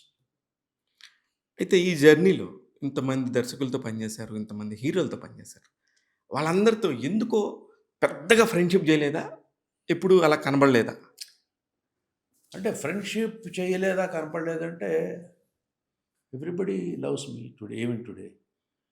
అందరూ అసలు ఒకటి శివ, నేను వెళ్ళాను అనుకో, వాడు హీరోను డైరెక్టర్, రా బెనర్జీ, దాట్స్ గ్రేట్, ఎనఫ్. అదే అసలు ఎంత బాండింగ్ ఉన్నట్టు అది సంపాదించుకున్నది చాలు. ఇక రోజు భుజాల మీద చేతులు వేసేసుకుని తిరిగేసి, లేదా రోజు పార్టీలో తిరిగేసి అది అక్కర్లా. అసలు నేను ఎప్పుడు వెళ్ళి నాకు ఇది అని ఏమన్నా తెలిసినప్పుడు మాట్లాడుతుంది. They respect me, they receive me. నన్ను రిసీవ్ చేసుకుంటమే చాలు. ఎప్పుడైనా ఏ మనిషికైనా సొసైటీలోకి వెళ్తే నీ రెస్పెక్ట్ ఎక్కడ తెలుస్తుంది అంటే నీకు ఎంత డబ్బు ఉందని కాదు, నిన్ను ఎంత ఆప్యాయంగా రిసీవ్ రిసీవ్ చేసుకున్నాడు. చేసుకున్న దాన్ని బట్టి తెలుస్తుంది. That is your respect. Correct. So డబ్బుతో వచ్చే రెస్పెక్ట్ వేరు. అవును. I don't say anything. Okay, that's a different issue. డబ్బు ఉంది కాబట్టి రెస్పెక్ట్ కానీ బెనర్జీ గారికి అయితే ఆ ప్రాబ్లం లేదు. ఎప్పుడూ లేదు. ఎప్పుడు లేదు. ఎప్పుడు లేదు. ఏదైనా సినిమాలో వేషం ఏదైనా డైరెక్టర్ ఇంకోళ్ళు ఇస్తానన్నా హీరోలకు తెలిసినా కానీ ఏ హీరో తెలిసినా మన బెనర్జీ ఓకే బాగా చేస్తాడు పెట్టు అంతకంటే ఇంకే వద్దే వాడితో అయిపోయావు. అది లేవు. You gone, your life is gone. అంతే. అది ఒక్క మాట తెచ్చుకుంటే నువ్వు ఉండటం వేస్ట్. అది ఎంత పెద్ద కళాకారునైనా పక్కన పెట్టేస్తుంది ఇండస్ట్రీ. సో అది ఒకటి. అదైతే సంపాదించుకున్నారు. కానీ నాకు ఇక్కడ ఒక మాట అనొచ్చో లేదో పెద్దవాళ్ళని. ఎనీథింగ్. అంటే మీకు కొంచెం బిడియమా, అహంకారమా, పొగరా అనేది నాకు తెలియదు కానీ సినిమా ఇండస్ట్రీలో ఇప్పటికీ కూడా మేము ఒక చిన్న సినిమా చేస్తున్నాం అంటే కూడాను, లేకపోతే నాకు తెలిసిన డైరెక్టర్ ఎవరు సినిమా చేస్తున్నారంటే ప్లీజ్ కొంచెం చెప్పవా, ఒక వేషం కోసం చెప్పవా అని మాలాంటి వాళ్ళని కూడా రిక్వెస్ట్ చేస్తారు. కానీ మీరు వెళ్ళి ఎవరి దగ్గర నాకు ఈ వేషం ఇవ్వండి, లేకపోతే ఇది చేస్తాను, నేను బాగా చేస్తాను, ప్రూవ్ చేసుకుంటానని చెప్పేసి ఎందుకు బెనర్జీ వెళ్ళి అడగడు? నేను చాలా మందిని అడుగుతాను. ఇప్పుడు నిన్ను అడగలా నాకు వేషం లేదా మీ సినిమాలో అని? అది చెప్తున్నా. అవును. నేను చాలా మంది నాకు ఇప్పుడు కొత్తగా సినిమా తీస్తున్నారని ఎవరైనా డైరెక్టర్ ఉంటే నా ఫోన్ చూపిస్తాను. నా ఫోన్లో ఫోటోలు పెట్టుంటా. వాళ్ళ ఫోన్ చేసి ఐఎమ్ బెనర్జీ అండి, I'm an actor, if you feel right that I can enact please give me an opportunity అని ఫోటోలు పంపిస్తాను. సార్ మీరేంటి సార్ మీరు ఫోటోలు పంపించేది, మీరు మెసేజ్ పెట్టాలి సార్, మేము ఇస్తాం సార్ అంటారు. It is my duty, I'm here to work, I have to ask. I ask. నాకు తెలుసు, అడుగుతాను. నాకు ప్లస్ ఇంకోటి డబ్బుల విషయం నేను ఎప్పుడు డిమాండ్ చేయను. అవును తెలుసు. అది చాలా సినిమాలు ఫ్రీగా చేసినవి ఉన్నాయి. నేను అసలు అవతల సినిమా ప్రొడ్యూసర్ వస్తే ఐ కెన్ గేజ్ ఆ ప్రొడ్యూసర్ ఎంత బడ్జెట్ అని. ఆ బడ్జెట్లో ఏదైనా వస్తే మీరు ఎంత ఇస్తారో చెప్పండి సార్ చేద్దామంట. లేదు సార్ మీరు చెప్పండి సార్ అంటారు.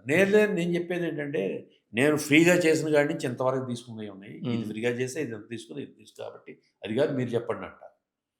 వాళ్ళు చెప్పరు. అదొకటి ఇది అయిపోయింది. చాలా మందికి ఏంటి నేను ఏదో ఎక్కువ అడిగేస్తాను. నేను ఎప్పుడు అడగను, చెప్తాను మీరు ఎంత ఇస్తారో చెప్పండి, చెప్పరు వాళ్ళు. So that is not a problem. This not what ever it is. నేనేమంటున్న ఉద్దేశం ఇప్పుడు మీరు చెప్తుంది నాకు నిజంగా మనస్ఫూర్తిగా తెలుసు. అరే బెనర్జీ గారు అసలు సచ్ లవ్లీ పర్సన్, వెళ్ళి అడిగితే కాదనరాయా అని నేను చాలా మందికి చెప్పా. కానీ వాళ్ళకి భయం, వాళ్ళు అడిగితే ఏమనుకుంటారో అనే ఒక ఫీలింగ్ ఉంటే అందుకని నేను మిమ్మల్ని వస్తున్నాను కదా. మరి అడగందే వాళ్ళు మనకు తెలియదుగా. అడగందే అమ్మైనా బెటర్ కదా. ఎవరు కాదు నేను అడుగుతాను. వాళ్ళు కూడా ఇప్పుడు ఎవరైనా కానీ నేను ఎవరినైనా సినిమా తీసేవాడు మొదలు అనేవాడు, నువ్వు ఎంత తీసుకుంటా అనవసరం అమ్మా, నాకు నువ్వు శివ కావాలి. శివ గారు నమస్తే సార్, నేను సినిమా తీస్తున్నాను, నాకు ఈ వేషం ఉందండి, మీరు వేసి పెట్టాలండి. ఏం వేషం? ఇలా వేషం. బాగుంది చేస్తానండి. సరే సార్ నా బడ్జెట్ నేను ఇంత ఇవ్వగలుగుతాను సార్, మీరు ఎక్కువ తీసుకుంటారని తెలుసు, కానీ మిమ్మల్ని అవమానిస్తున్నారు, నేను ఇంత ఇవ్వగలుగుతాను సార్, కొద్దిగా అటు ఇటుగా చేయగలుగుతాను సార్ అని చెప్పిస్తే అయిపోతుంది. అలా అది అడక్కోకుండా అది ఎంత తీసుకుంటాడు, వద్దులే ఆడు దగ్గరికి వెళ్ళటం, నేను వెళ్ళకపోతే మనం ఏం చేయలేం. అది కరెక్ట్. ఇది జరుగుతుంది, యాక్చువల్లీ ఇదే జరుగుతుంది. ఈ పాయింట్ మీకు చెప్పాలి. ఇదిగో ఇప్పుడు చెప్పాను, అలా చెప్పాను కూడా. అయితే నాకు మీ తండ్రి గారితోని భరత్ అనే నేను సినిమాలో లాస్ట్ సినిమా ఇద్దరు షేర్ చేసుకోవటం, అదేను శివ గారు, కొరటాల శివ గారు పెట్టారు. థ్యాంక్ యూ కొరటాల శివ గారు, thank you for that and thank you for Janata garage and many. అలా మిర్చిలో బ్రహ్మాండమైన వేషం. ఆయన ప్రతి సినిమాలో కూడా మీకు చాలా మంచి ప్రయారిటీ కూడా ఉంటుంది, చాలా ఇంపార్టెన్స్ క్యారెక్టర్స్ ఉంటాయి. అసలు జనతా గ్యారేజ్లో అయితే మెయిన్ వాళ్ళల్లో మీరున్నారు. చాలా శివ గారు బాగా చేశారు. శివ గారు మిర్చి, all films what you gave me, thank you. నిజంగా ఆయన అన్ని సినిమాల్లో మీరున్నారు. నాకు అందరూ నాకు ఇచ్చిన డైరెక్టర్లు అందులో ఐ థ్యాంక్ ఎవ్రీబడి. ఎస్పెషల్లీ వీళ్ళు కొంతమంది మిమ్మల్ని చూస్ చేసుకొని మా బెనర్జీ అనో నా బెనర్జీ అనో చేయటం వల్లే ఇంత మంచి వాల్యూ యాడ్ అయింది మీకు. ఇకపోతే మీ తండ్రి గారే కాకుండా మామగారు కూడా చాలా పవర్ఫుల్. మామయ్య గారు అంటే మా wife father also film industry. He was a chief makeup artist. అంటే ఆ రోజుల్లో makeup artist, art director, cameramen, director, they are all equal positions వాళ్ళ డిపార్ట్మెంట్లో. ఆయన ఆల్మోస్ట్ పితామహుల్లాగా అనమాట. ఆయన ఆ రోజుల్లోనే నాగేశ్వరరావు గారు, నాగేశ్వరరావు, కూరేటి నాగేశ్వరరావు గారని. ఇంటి పేరు కూరేటి నాగేశ్వరరావు. ఆయన ఆ రోజునే 3 పీస్ సూట్లు టైలు కట్టుకునేవాడు చీఫ్ ఆర్టిస్ట్. ఉమ్, ఆయన ఆయన ఆయన మేకప్ కూడా ఆయన మేకప్ కలర్స్ ఆయన తయారు చేసుకునేవాడు. ఉమ్, అసిస్టెంట్లు ఉండేవాళ్ళు ఇప్పుడు. ఉమ్, ఆయన సొంత ఇల్లు ఉండేది, ఇంటి బయట బెంచీలు ఉండేవి ఉమ్, మేకప్ రూమ్ పైన. ఈ ఆర్టిస్టులు అందరూ, ఈ సోకాల్డ్ హీరోయిన్లు అందరూ వచ్చి అక్కడ కూర్చుని ఉమ్. ఎవరు ఫస్ట్ వస్తే వాళ్ళకి మేకప్ వేసి స్టూడియో పంపించేవాడు అనమాట. ఈయన స్టూడియో ఇంటికి వచ్చేసుకునేవాడు, ఆ, ఇంటికి వచ్చి మేకప్ చేయించుకుని ఇంటికి వచ్చి వెళ్ళేవాడు. మేకప్ వేసుకుని వెళ్ళేవాడు. అందులో Great. ఆ లిస్ట్లో ఆ జమున, సావిత్రి గారు, నాగేశ్వరరావు గారు వాళ్ళందరూ ఉన్నారు. ఎన్టీ రామారావు గారు కూడా ఉన్నారని చెప్పేసి అందరూ టాప్ అంతా ఆ. ఆ రోజుల్లో. ఆయన అప్పట్లోనే కారు వాడేవాడంట. కారు ఉండేది, సొంత బంగ్లా ఉండేది. ఉమ్, అండ్ తర్వాత నాగేశ్వరరావు అక్కినే నాగేశ్వరరావు హైదరాబాద్ షిఫ్ట్ అయితే ఆయన వచ్చేయమంటే ఆయన కూడా వచ్చేసారు ఇక్కడికి వచ్చేసిన తర్వాత ఈయన ఉండలేక మళ్ళీ వెనక్కి వెళ్ళిపోయారు. ఆయన అసిస్టెంట్ చౌదరి గారు, ఓకే. నాగేశ్వరరావు గారు మేకప్ మ్యాన్ చౌదరి గారు, మా మామయ్య గారు నాగేశ్వరరావు గారు అసిస్టెంట్. ఈయన హైదరాబాద్ నుంచి వెళ్ళిపోయేటప్పుడు చౌదరిని అక్కడ ఆయన ఎందుకు ఉండలేకపోయారేమో, ఆయనకి అక్కడ చెన్నై బాగుంది అనే ఒక ఫీలింగ్ ఉండి ఆయన వెళ్ళిపోయాడు. కూడా రామారావు గారితో వాళ్ళతో సినిమాలు తీశారు, ప్రొడ్యూస్ చేశారు. Big family. అదే వాళ్ళు కూడా ప్రొడ్యూస్ చేశారా సార్? అప్పట్లో చేశారు. ఏం అండ్ సినిమాలు చేశారు? ఏదో దీపావళి అని, వినాయక మహత్యం అని ఏదో రామారావు గారితో చేశారు. తర్వాత అప్పుడు అందరూ చాలామంది బ్యాచ్ ఉండేది అంతా. మ్యూజిక్ డైరెక్టర్ వేణు గారు, వాళ్ళ అబ్బాయి అదే మన భానుచంద్ర వాళ్ళ ఫాదర్ గోపాలరెడ్డి గారు, ఇక అందరూ మల్లికార్జున గారు అబ్బాయి సనత్ అని చాలామంది, భావనారాయణ గారి పిల్లలు, వాళ్ళు వీళ్ళు అందరూ ఉండేది. అయితే అసిస్టెంట్గా ఉంటున్నప్పుడు అట్టూరు పొంచున్నారు లక్ష్మీ ప్రొడక్షన్స్. అవును, తాత్నే రామారావు రెసిడెంట్గా చేశారు. అక్కడే చాలా సినిమాలు చేశాను, హిందీ మీ సినిమాలు. అందరు గ్రోప్ అయింది మెయిన్. సార్ నాకంటే ఏం లేదు, ఎక్కడ చెప్పని విషయాలు మీరు అట్టూరు పూర్ణచంద్ర గారు ఆయన కూడా మొన్న నేను మాట్లాడినప్పుడు నేనే డైరెక్షన్ ఛాన్స్ ఇస్తానంటే కూడా ఆయన అసలుకి అవును, అది అప్పుడు నాకు అసిస్టెంట్గా ఉన్నప్పుడు నేను కొంచెం ఫాస్ట్ అంటే అడ్వాన్స్డ్గా ఉండేవాడిని. అమితాబ్ బచ్చన్ నన్ను డైరెక్ట్ చేయమన్నాడు. ఆ, అప్పుడు ఈ వాజ్ ఇన్ పీక్. అప్పుడు సినిమా చేస్తాను, అందాకాను అవును, ఆఖరి రాస్తా సినిమా చేసేటప్పుడు దానికి మీరు అసిస్టెంట్. అసిస్టెంట్ డైరెక్టర్ సినిమా చేయమనంటే పూర్ణచంద్రరావు గారు చెప్పాడు. ఆయన చెప్తే నేను తీస్తాను, ప్రొడ్యూస్ చేస్తాను, నువ్వు చేయి బెనర్జీ కథ రెడీ చేసుకుంటే నేను అసలు నెగ్లెక్ట్ చేశాను. అలా నాకు ఏది ఇంట్రెస్ట్ లేదు శివ. కానీ So, I don't నిజంగా know. నాకు మిమ్మల్ని చూస్తుంటే నాకు ఎందుకో ఒక లాంటి కొంతమంది కోపం రావచ్చు నాకు ఈర్ష్యగా ఉంది సార్. లేదు, నా point of view, I know the so many people in industry, but heroes అయి ఉండొచ్చు, దర్శకులు అయి ఉండొచ్చు, నిర్మాతలు అయి ఉండొచ్చు, కానీ ఎప్పుడు కూడా ఒక దాంతో ఉంటారు, ఒక ఇది కావాలి అనే దానిలో. మీరు అలా ఏమీ లేకుండా ఏదో స్థితప్రజ్ఞుడు అంటారు కదా, ఆ టైప్లో అలా ఎంజాయ్ చేస్తా ఉంటే నాకు కొంచెం ఈర్ష్యగా కూడా ఉంది. సో అలాగే ఆయన చేయమన్నా నేను చేయలే. ఆ, తర్వాత మొన్న ఎందుకు 5 years బ్యాక్ ఉమ్, అసలు యాక్చువల్గా నేను యాక్టింగ్ ఇంక్లాబ్లో చేసింది. తర్వాత న్యాయం మీరే చెప్పాలిలో ఆజ్కి ఇంక్లాబ్, అదే ఆజ్కి ఆవా సినిమా తెలుగులో రీమేక్ చేసినప్పుడు ఈయన నానా పటేకర్ వేషం తెలుగులో వేసింది. పూర్ణచంద్రరావు గారు వల్ల తాత్నే రామారావు గారు, ఈ గుళ్ళపల్లి రామ్మోహన్ గారు డైరెక్టర్, ఈయన ప్రోత్సహించారు. ఓకే. తర్వాత మొన్న ఒక 5-7 years బ్యాక్ బెనర్జీ, ఇక నేను సినిమాలు తీయట్లేదు, ఏం చేయట్లేదు, నువ్వు అప్పుడు చెప్పాను డైరెక్షన్ చేస్తానని. ఉమ్, అప్పుడు మళ్ళీ రీఎంట్రీ అయినప్పుడు కూడా ఆయన వెంకి తీసేటప్పుడు అవును. మళ్ళీ వచ్చినప్పుడు నాకు చెప్పారు, ఎవరెవరో డైరెక్టర్ ఎందుకు ఎప్పుడో చెప్పాను డైరెక్ట్ చేయమని, చేయలా, ఇప్పుడు చేయి నువ్వు డైరెక్షన్, ఉమ్, ఒక సినిమా తీయను, 5 సినిమాలు తీస్తా. ఉమ్, ఒక సినిమా తీస్తే ఫ్లాప్ అయిపోతే మళ్ళీ నీ లైఫ్ ఏమైపోతుంది అనుకుంటావు, ఉమ్. 5 సినిమాలు తీస్తా, నువ్వే డైరెక్షన్ చేయి, 5 సినిమాలకి నువ్వే డైరెక్షన్. నువ్వే డైరెక్షన్ చేయి ఉమ్. అని అన్నారు. అప్పుడు నేను వేషాలు వేస్తున్నాను, ఏదో గడిచిపోతుంది, ఏం కానీ లేదు. ఎందుకు సార్ అంత గోల్డెన్ ఛాన్స్ వచ్చినా కూడా? అంటే ఒకటి, నేను వేషాలు వేస్తాను, పర్లేదు, పెద్ద బ్యాడ్ ఏం కాదు, ఓకే, ఎందుకులే మళ్ళీ ఏమో సందర్ మళ్ళీ ఇంకో దాంట్లోకి జంప్ అవుట్ ఉంది కనీసం. అదే నాకు ఏమీ లేకుండా ఉంటే అది చేసి ఉండేవాడు, లేకపోతే నాకు ఎక్కువ ఇంట్రెస్ట్ ఉంటే చేసి ఉండేవాడు. నాకు ఏది ఇంట్రెస్ట్ లేదు, ఏదో మిస్ అయింది సంథింగ్. ఏదో ఇంట్రెస్ట్ లేదు, అది ఒక జబ్బు నాకు. మీ ఇంట్లో మేడం కూడా ఏమనరేమో? ఎవరు అదే బాగానే ఉంటున్నప్పుడు ఏమంటారు. అదే సో అలాగే అయిపోయింది అది. తర్వాత మొన్న 5 years బ్యాక్ ఇంకా నేను చేయట్లేదు కదా, ఒక సినిమా చేయి, నువ్వు డబ్బులు పెడతాను అని చెప్పి, వద్దు సార్ నేను చేయను. కానీ ఆయన ప్లస్ ఇంకోటి, నేను ఇప్పుడు ఆ సినిమా చేసి ఇప్పుడు నేను అది హిట్ అవుద్దా పోద్దా, డబ్బులు పోతాయి, ఇవన్నీ ఎందుకు లేనేసి అది ప్రస్తుతం ఉన్న సినారియోని మీరు గమనించేసి సైలెంట్గా ఉన్నారు. అప్పుడు మరి మాలాంటి వన్స్ మోర్ తీసిన తర్వాత కూడా నాకు ఆ సినిమా సరిగ్గా ఆళ్ళ. నాగార్జున గారు బాగా ఇదిగా ఉండేవాళ్ళు. నాగార్జున గారు అప్పుడు చెప్పారు, ఓ సినిమా చేసుకోబోయే నీ చేస్తాను, థ్యాంక్ యూ బాబు అనేసి అన్నాను. But I was not interested. మా శ్రీహరి అందరూ చాలామంది హీరోలు చెప్పారు అప్పుడు సినిమాలు తీసుకుని. అదే అందరికీ మీకు అసిస్టెంట్ డైరెక్టర్‌గా మీరు వచ్చారని చెప్పి తెలిసిన వాళ్ళందరూ కూడా వాళ్ళందరూ కూడా మీకు ఛాన్స్ తీసుకోమనే చెప్పారు. ఆ, నాదే అదే అదే బ్యాడ్ లక్ కూడా అనుకోను నేను. Hmm. Okay, it was an opportunity which maybe miss అయ్యాను అన్నాను కానీ చేసుకోవాల్సిందేమో కానీ, బట్ నాకు పెద్ద రిగ్రెషన్ లేదు కదా. అదే అదే రిగ్రెషన్ లేనప్పుడు దాని బాధ ఉండదు. అదే. రిగ్రెట్ అయితే బాధపడుతుంది అనుకో, బాధ వస్తుంది. అదే. లేదు అది. లేదు. ఓకే. హ్యాపీ గోయింగ్ చైల్డ్ అనమాట అది. అయితే ఇప్పుడు పెద్ద హీరోస్‌లో ఎస్పెషల్లీ 'నాగార్జున' గారితో మీకు చాలా ఎక్కువ అనుబంధం ఉంది. మిగతా హీరోస్‌తో కంటే కూడా. అది ఎందుకు సార్ అలా? ఎలాగా? అలాగేలే, నాగార్జునతో బాగుండేవాళ్ళం, ఆయన బాగానే ఉండేవాళ్ళు. తర్వాత నాకు అందరూ బాగానే ఉంటారు. నాగార్జున గారితో సినిమాలు చేశాను కొన్ని ఎక్కువ. హ్మ్. వెంకటేష్తో బాగానే ఉంటాం. వెంకటేష్ నాతో బాగానే, వెంకటేష్ సినిమా రాకముందు నుంచి తెలుసు. అలాగే చిరంజీవి గారు ఆయన అసలు వేషాలు వేసుకుంటానికి మద్రాసు వచ్చినప్పుడు తెలుసు. బట్ అంత ఎక్కువ కలిసి తిరిగినాడు కానీ వీ నో ఇట్. యాహ్! దాని తర్వాత ఎన్ని సినిమాలు చేశారు, ఏ సినిమాలో చేయలే, ఒక సినిమా 2 సినిమాలు చేశారు.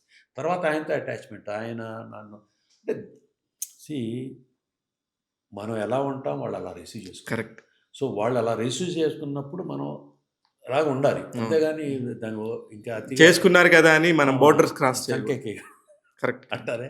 సో చిరంజీవి గారు ఎవ్రీబడి ఈజ్ గుడ్. నాగార్జున ఎప్పుడు ఎందుకో తెలియకుండా ఆయన సినిమాలు చేయటం కొంచెం ఆయనతో ఇది ఉండేది.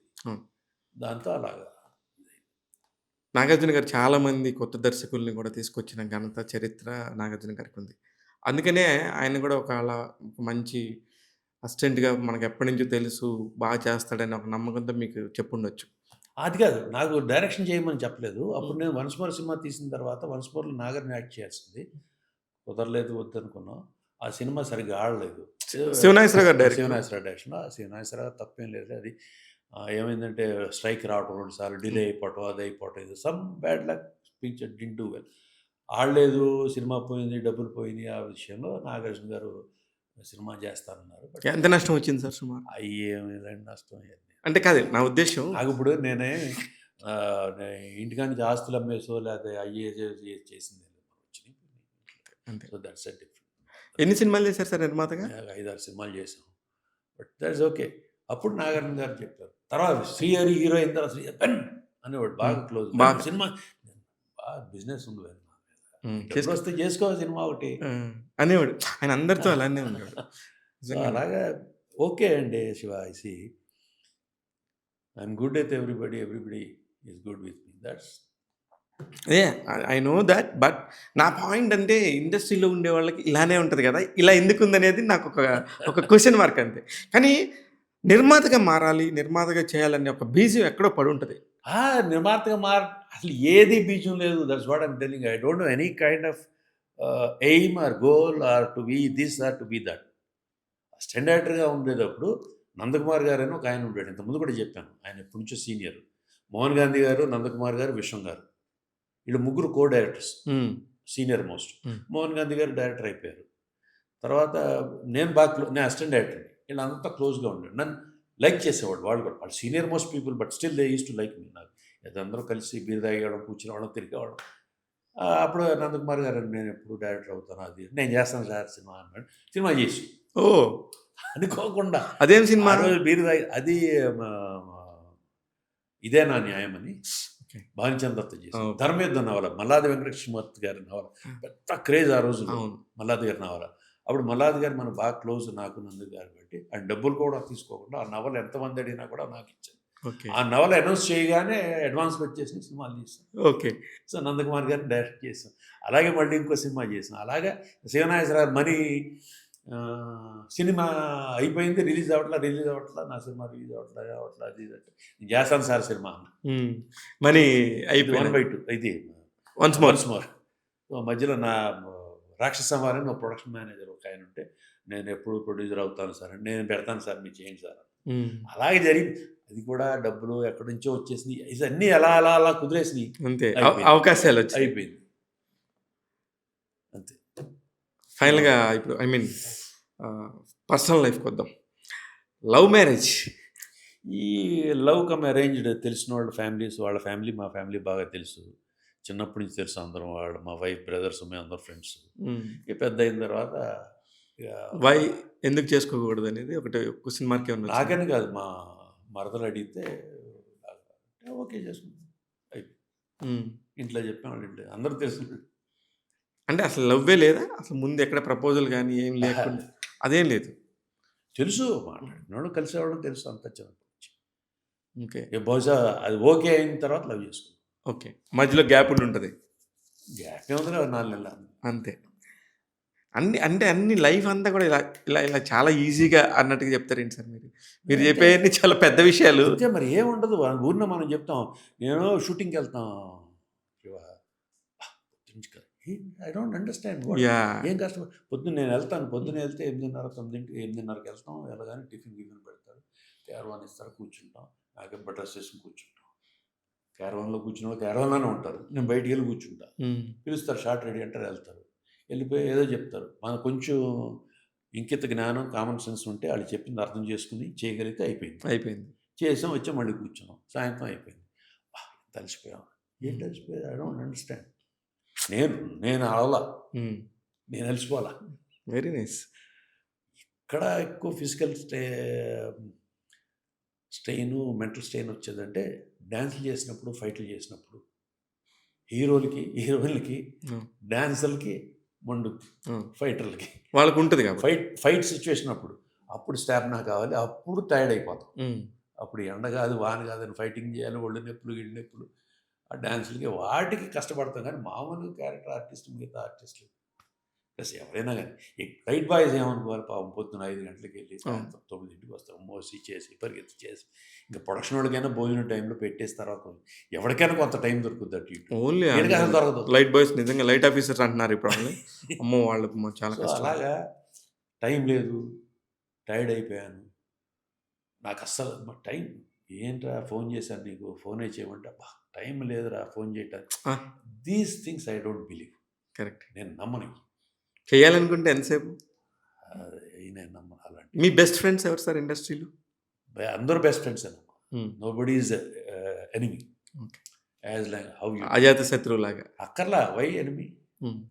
ఎవరు నేను భుజాన వేయరు, ఎవరు నేను వాడేయరు. సార్, చాలా మంది దర్శకులు తెలుసు, నిర్మాతలు తెలుసు, హీరోలు తెలుసు. అట్లూరి పూర్ణచంద్ర గారికి మీకు అనుబంధం ఏంటి సార్? అది ఏమో తెలియని ఒక అటాచ్మెంట్ లాగా తయారవుతుంది. అట్లూరి పూర్ణచంద్రరావు గారు కంపెనీలో పనిచేశాను మొత్తం. నేను యు శేషరావు గారి దగ్గర చేసిన తర్వాత ఇమీడియట్ తాతయ్య రామారావు దగ్గరికి ఆయన ఏకీబుల్ అనే సినిమాకి అట్లూరి పూర్ణచంద్రరావు గారు అంటే మా ఫాదర్కి వాళ్ళందరికీ తెలుసు. ఇండస్ట్రీలో తెలియని వాళ్ళ ఫాదర్. అప్పుడు మా ఫాదర్ వాళ్ళే నాకు. అదే my father was there, that's why I am there. Okay. అంతే, నా వల్ల మా ఫాదర్ కాదు కదా. అదే దానివల్ల నాకు వీళ్ళందరిలో ఆ కంపెనీలో చేసిన వాళ్ళు అలా ట్రీట్ చేసేవాళ్ళు నన్ను. వాళ్ళ అబ్బాయిలో చూసుకునేవాళ్ళు, నేను వాళ్ళ ఫ్యామిలీ మెంబర్. నేను వారి ఇంట్లో కూడా వాళ్ళ ఆంటీ వాళ్ళు, ఆ పిల్లలు అందరూ క్లోజ్గా ఉంటాడు. అందరూ కూడా ఒకరికి తెలుసు, ఫ్యామిలీస్ అంతా. ఈయన అలాగే ఉండేది. నా మ్యారేజ్ అప్పుడు కూడా ఆయన దగ్గర ఉండి అందరిని రిసీవ్ చేసుకుంటాం. So that kind of attachment was there, that grew. అది అలా పెరిగి ఇలా అయింది. తర్వాత ఇప్పుడు ఆయన మెడ్రాసు సినిమాలు తీసేసి వెళ్ళిపోయిన తర్వాత మళ్ళీ హైదరాబాద్ వచ్చారు. హైదరాబాద్ వచ్చేసి ఇక్కడ ఉండేవాళ్ళు. వాళ్ళ పిల్లలు ఎక్కడో ఉంటారు, ఇక్కడ లేరు. సో ఎప్పుడన్నా హైదరాబాద్ వచ్చి ఆయన ఇక్కడ ఇప్పుడు రిటైర్ అయిపోయి ఏదైనా పని మీద వస్తే అక్కడ ఫ్లాట్ ఉంది, ఫ్లాట్లో ఉంటారు. ఒక్కళ్ళే ఉంటుంది, దానికి నా దగ్గర ఉండమని అంటాను. ఓకే. కొన్ని రోజులు ఎక్కడ ఉంటారు, కొన్ని రోజులు అక్కడ ఉంటారు. సో వాళ్ళ ఆ కైండ్ ఆఫ్ అటాచ్మెంట్ అలా over of period of time it grew up like father and son. నాకు మా ఫాదర్ చిన్న, మా ఫాదర్కి ఆయనకు తెలుసు బాగా. అదే so it's fatherly figure. So అదే వేరే ఏం కాదు. నాకు కూడా మొన్న నేను అట్లూరి పూర్ణచంద్ర గారిని ఇంటర్వ్యూ చేసినప్పుడు భలే ఉంది ఇంటర్వ్యూ, మీ అట్లూరి పూర్ణచంద్ర గారి కాంటాక్ట్ నెంబర్ అడిగారు. నేను అసలు ఎవరినైనా ఏదైనా అడిగితే ఇచ్చేస్తాను. ఏం చేస్తారు, నెంబర్ ఎట్లా కట్టబడతారు, అదే మనమే ఇచ్చామనుకో ఏ గొడవ ఉండదని చాలామంది ఫ్రెండ్స్కి ఇచ్చాను. ఇచ్చినప్పుడు బెనర్జీ గారి నెంబర్ ఇచ్చావేందని అడిగారు. నాకు బెనర్జీ గారే చెప్పారు కాబట్టి నేను బెనర్జీ గారే ఇచ్చాను, అట్లూరి పూర్ణచంద్ర గారిది నాకు తెలియదు, నాకు నిజంగా నెంబర్ లేదు అని చెప్పాను. అవునా, బెనర్జీ గారా అని చెప్పేసి వాళ్ళు నన్ను అడిగిన క్వశ్చన్ నేను మిమ్మల్ని ఇప్పుడు అడిగాను. అందరికీ ఇండస్ట్రీలో వాళ్ళందరికీ ఇప్పుడేంటి, అప్పట్లో కూడా తెలుసు అందరికీ. వెంకీ టైం నుంచి తెలుసు సార్. వెంకీ టైం ఇక్కడ తెలుసు, ప్లస్ అక్కడ కూడా మెడ్రాస్లో ఉన్నప్పుడు తాతయ్య రామారావు గారని పూర్ణచంద్ర గారు అక్కడే ఉండేవాడిని, అక్కడే అదే ఫ్యామిలీ. సో అందరికీ తెలుసు, I'm attached to that family. Aunty ఉండేవాళ్ళు, పిల్లలు చిన్ని బాబు అందరూ వేరే బాగా క్లోజ్ ఫ్యామిలీ కాబట్టి అదే. అందుకనే అది ఆ పాయింట్ చెప్పడం కోసం నేను ఈ పాయింట్ చెప్పాను. అంటే నేను ఆ ఇంటర్వ్యూ చేసినప్పుడు యాహ్! యాహ్! అందరూ అడిగారు. ఆ బెనర్జీ గారి నంబర్ ఇస్తున్నాం ఏందని అడిగినప్పుడు ఆయన ఎందుకంటే ఆయనకి ఫోన్ చూడరు. హ్మ్. ఆయనకి అసలు ఫోనే ఎత్తరు ఆ! ఎవరిది. అదే. ఆయనకి అవసరం లేదు. హి వాంట్ టు లివ్ సెపరేట్‌లీ. హ్మ్. సో, ఏదన్నా ఎమర్జెన్సీ ఏదైనా ఏమైనా ఉన్నా నా నంబర్ ఇస్తారు. నా నంబర్‌కి చేస్తే వాళ్ళు ఎవరో చెప్పి కన్వే చేస్తారు. అదే. So, that way he wants to be away from phone calls. కానీ ఆయన అసలకి సూపర్ సార్ ఆయన. నాకు ఇప్పటికి కూడా ఇంకా ఫోన్స్ వస్తా ఉన్నాయి. ఆ ఇంటర్వ్యూ గురించి. దాదాపు ఒక 12,00,000 మంది చూసారు. అదే మీ క్రెడిటే. మీరు నాకు నాదే నమ్మి ఉంది. అంటే నో, మీరు he is a great man అండి. ఆ! And my fatherly figure respect him. My wife respect. He is our father son. నిజమే. అదైతే. కానీ ఆయనకి చాలా ఆస్తిపరుడు సార్. ఇప్పుడు కూడా సినిమాలు తీస్తానంటాడు 90 ఇయర్స్‌లో కూడా. ఇక ఆయన బాగా సంపాదించారు, బాగా వచ్చింది, బాగా ఇచ్చారు, బాగా చేశారు. చాలా ఉంది. ఆయన చాలా సినిమాలకి రీమేక్ సినిమాలు బోలెడన్ని సినిమాలు ఉన్నాయి. కోట్లు, కోట్లు డబ్బులు ఇచ్చి ఏం తీయకుండా అది పడేసాం. హ్మ్. అలా చాలా చేశారు ఆయన. ఆయన లైఫ్ ఈస్ టోటలీ అదే అంత ఫిల్తీ రిచ్‌గా మారటానికి ఎక్కడ వచ్చినాయి సినిమాలు ఆ! సూపర్ హిట్లు అన్నీ. ఆ! పెద్ద పెద్ద హిట్లు అండ్ కష్టపడి మనిషి జెన్యూన్ మ్యాన్ మాట మీద నిలబడతారు. పర్ఫెక్ట్ డిసిప్లిన్ హ్మ్. అన్నీ ఉంటాయి. అన్నీ ఎవ్రీబడి నార్త్ మొత్తం డిస్ట్రిబ్యూషన్ చేసేవాడు బాంబే, ఢిల్లీ, రాజస్థాన్ మొత్తం ఆల్ ఓవర్ ఇండియా డిస్ట్రిబ్యూట్ అవుతాయి. సౌత్ నుంచి వెళ్ళి ఆయన హ్మ్. సినిమాలు చేసేవాడు. రావు సాబ్ వస్తున్నారంటే బాంబే, ఢిల్లీ, కలకట్టాలో ఎయిర్పోర్ట్‌లో జనాలు నిలబడేవాడు. ఆ! He ruled. He had his period ruled. కానీ ఇప్పటికి గూడా ఆయన హి ఈస్ 90 నౌ. 90. ఆ! 90లో గూడా ఆయన ఇప్పటికి ఏదో చేయాలనుకుంటున్నారు చూడండి. మీరెప్పుడు రిటైర్మెంట్ తీసుకోండి ఎందుకని చెప్పలేదా? రిటైర్మెంట్ ఏముంది? ఆయన రిటైర్ ఏముంది? ఆయనకి ఏదో ఒకటి చేసుకుంటూ ఉంటే బావుంటది. హ్మ్. ఊరినే రిటైర్ అయిపోతే మేము చెప్పాం సార్ ఎందుకు సార్ హ్యాపీగా 6 నెలలు ఇక్కడ ఉండి అమెరికా ఉండి తిరగండి అది ఇది. బట్ ఈ సేస్ అయన్నీ చేస్తే త్వరగా పోతాను. హెల్త్ పోతది నాకు. హ్మ్. ఇలా ఉంటే యాక్టివ్‌గా ఉంటుంది. మైండ్ యాక్టివ్‌గా ఉంటుంది. గుడ్. ఎవ్వరో ఏదైనా గానీ what I always we just tell కాదు అదన్నప్పుడు we should leave them. Yeah! ఆళ్ళ ఆళ్ళ ఫ్రీడమ్‌కి ఆళ్ళకి వదిలేయాలి ఎవరినైనా. వాళ్ళ పర్సెప్షన్ ఏంటనేది మనం వాళ్ళ వి షుడ్ రెస్పెక్ట్ దట్. నేనిక్కడ హ్యాపీగా ఉంటానన్నప్పుడు, నేను హ్యాపీగా ఇక్కడే ఉంటానన్నప్పుడు ఇక్కడ వదిలేయాలి నన్ను. అంతే. నువ్విక్కడ ఎలా ఉంటావు హ్యాపీగా? నువ్వు ఉండవు. నేనుంటున్నా. కరెక్ట్. సో, అలాగే leave them. That everybody should. ప్రతివాడు అది. తల్లిదండ్రులను కూడా. హ్మ్. తల్లిదండ్రులొచ్చేసి నేను అమ్మాయి దగ్గరే ఉంటానురా అంటే నేను కొడుకు తక్కువోడా? నేను హ్మ్. చూసుకోవట్లేదు నిన్ను బాగా అనకూడదు. అని ఆళ్ళ కంఫర్ట్. అంతే. ఆళ్ళ ఊర్లోనే ఉంటానన్నారు. నేను ఎక్కడ ఉంటానంటే, నేను చూసుకునేవాళ్ళెవరు? నేను రాలేను మాట మట్టుకి. రమ్మనట్లా నిన్ను. అవును. ఆళ్ళక్కడ వాళ్ళు ఉంటారంటున్నారు. ఎక్కువ రోజులు బతుకుతారు. అక్కడ వాళ్ళ హ్యాపీనెస్ అది. Hmm. You want your parents to be happy or not? అంతే. 100% నువ్వు హ్యాపీగా ఆళ్ళు ఉండాలంటే వాళ్ళు ఏమనుకుంటే అది చెయ్యి. అంతే. అయిపోయింది. అది చేయకుండా బలవంతం చేసేస్తాం మనం. హ్మ్. తీసుకొని జైల్‌లో పెట్టినట్టు ఇంట్లో పెట్టేస్తాం. తప్పు. పొద్దున్న కోడలొస్తది, ఈ అబ్బాయి ఈళ్ళకి ఏం చేయాలి అది. ఆళ్ళు పాపం ఉండలేరు, హ్మ్. చేయలేరు, చావలేరు. వాళ్ళు ఊళ్ళో ఉంటారంట. ఉండనివ్వు. నువ్వే నరకం పెడతావు వాళ్ళని. అదే. So, that should not be there. ఇది మీకెలా తెలుసు సార్? ఇది కరెక్ట్‌గా ఎలా చెప్తున్నారు మీరు? ఇది. ఇప్పుడు మీరు చెప్పిందంతా? అంటే వాళ్ళని అడిగి ఇప్పుడు నాకు మా మదర్ నాతో ఉండేది. హ్మ్. మా ఫాదర్ నాతో ఉండేవాళ్ళు. మా అత్తగారు, మా అత్తగారు నాతో ఉండేది. మా అత్తగారు వాళ్ళ అబ్బాయి పైనుంటాడు. హ్మ్. కానీ నాతో ఉండేది. హ్మ్. మా అత్తగారి సైడ్ ఫ్యామిలీ వాళ్ళందరూ ఎవరు అమెరికా నుంచి ఎక్కడి నుంచి మా ఇంటికి వస్తారు. హ్మ్. So, it's some kind of attachment. తెలియని ఒక అటాచ్‌మెంట్ వచ్చింది. మా అత్తగారు, మా మదర్ ఫ్రెండ్స్. మా మదర్ ఎక్కువ మాట్లాడదు. మా అత్తగారు వింటారు. పొద్దున్నే లేవగానే స్నానం చేసి ఇద్దరు కూర్చుంటారు. హ్మ్. వాళ్ళిద్దరికీ మా ఆవిడ ఇ ఇష్టం. సో, అలా ఎంతమంది ఉండగలుగుతారు అత్తగారు, మా కరెక్ట్. అమ్మగారు, మా ఫాదరు అందరూ కలిసి ఉండటం. దీంతో ఇలా ఉండటం వల్ల మా అమ్మాయికి joint family is always great అండి. Yes. My point of view. That is different ఇష్ ఒకళ్ళది. ఇప్పుడు మా అమ్మాయి ఉంది. మా అమ్మాయి మా అమ్మమ్మ, నానమ్మ, మావయ్య ఎంత అటాచ్‌మెంట్ అంతా. కరెక్ట్. దిస్ కైండ్ ఆఫ్ ఇప్పటికి మా ఇంట్లో ఎవరెక్కడొచ్చినా సెంటర్ పాయింట్ మా ఇల్లే. ఆ! అందరూ అక్కడే దిగుతాం. హ్యాపీ సరదాగా ఉంటుంది. ఎవరు బయటోళ్ళు ఫ్రెండ్స్ గిట్స్ అక్కర్లేదు. మా వైఫ్‌కైతే అసల నా ఫంక్షన్స్ గాని, పార్టీస్ గాని, ఫ్రెండ్స్ గాని ఎక్కడికి రాదు. హ్మ్. వాళ్ళే 5 అక్కచెల్లెళ్ళు, ముగ్గురు అన్నదమ్ములు. వాళ్ళు అదే ఎప్పుడు కూడా గమనించలేదు. అంటే ఆ మేడంకి ఇష్టం లేకనా? లేకపోతే మీకిష్టం లేకనా మేడంని ఎక్కడ బయటికి తీసుకురారు? ఎక్కడ ప్రజెంట్ చేయరు? వాళ్ళు రారు వాళ్ళకిష్టం. మా అమ్మాయి కూడా ఎప్పుడు రాదు. అవును. మా ఆవిడ ఏ షూటింగ్ గాని, ఎప్పుడు కలిసి ఏ సినిమా మా సినిమాలు కూడా చూడదు. చూడదు. మా ఎక్కడికి అమ్మాయి కూడా మా అమ్మాయి ఏ షూటింగ్ కూడా ఎప్పుడు రాదు. హ్మ్. ఒకసారి ఎప్పుడో బలవంతంగా ఒక షూటింగ్ చేస్తున్నప్పుడు అమితాబ్ బచ్చన్‌ది మెడ్రాస్‌లో చేస్తున్నాను. ఏది 'సూర్యవంశం' ఆ! అనుకుంటా. 'సూర్యవంశం' షూటింగ్ చేస్తున్నప్పుడు ఈవి సత్యనారాయణ గారు అడిగితే వెళ్ళి చేసి పెట్టాను. అసిస్టెంట్ అమితాబ్ బచ్చన్ గారికి తెలుగు రాదు, ఈయనకో హిందీ ఇంగ్లీష్ రాదు కాబట్టి నన్ను అడిగితే నేను కోఆర్డినేట్ చేసి కో డైరెక్టర్గా చేశాను అక్కడ. అప్పుడు సూర్యవంశానికి మీరు కోఆర్డినేటర్. చేశాను. ఆయన అమితాబ్ గారు పిలిచి చేయమంటే అప్పుడు అడిగాడు, మీ అమ్మాయి ఏం చేస్తుంది? అప్పుడు అంతకుముందు పని చేశాం కాబట్టి ఎలా ఉన్న ఫేమో బాగుంది, మీ అమ్మాయి రాదా అని అంటే ఎప్పుడు రాలా, షూటింగ్కి రాలేదు. రాదా? నన్ను చూస్తానికి రాదా? రాదండి అక్కడికి. అంటే నెక్స్ట్ డే ఆ రోజు సాయంత్రం, రేపు పొద్దున మీ అమ్మాయిని తీసుకురా ఇక్కడికి, నేను మీ అమ్మాయితో ఫోటో దిగుతా. లేదండి రాదండి, నువ్వు తీసుకురాదు, రేపు షూటింగ్ చేయను. అమ్మా, మంచి ఫిట్టింగ్ పెట్టాడు. అలాగేదో అప్పుడు నేను బతిమాలు తీసుకెళ్ళా. ఓకే. మా అమ్మాయిని బతిమాలు తీసుకెళ్తే మా ఫ్యామిలీ అంతా వచ్చారు. వాళ్ళు హోటల్ రూమ్, రామోజీ ఫిల్మ్ సిటీలో బయట హోటల్లో రూమ్లో ఉన్నారు. మా అమ్మాయిని మాత్రం తీసుకెళ్ళి అక్కడ ఫోటో ఇలా నిలబడి తీసి ఫోటో ఉంది. అది ఉందా? అయితే ఒక్కరే పాప యూఎస్లో, ఇప్పుడు యూఎస్లో ఉంటారు. ఏం చేస్తారండి? House wife. ఓకే. ఇప్పుడు నెక్స్ట్ రాబోయే సినిమాల సంగతి. ఇప్పుడు నేను రేపు కేర్ ఆఫ్ కంచరపాలెం అని ప్రవీణ గారు చేశారు. వాళ్ళు సినిమా మన వాళ్ళకి అవార్డు కూడా వచ్చింది సార్. అవును, వచ్చింది.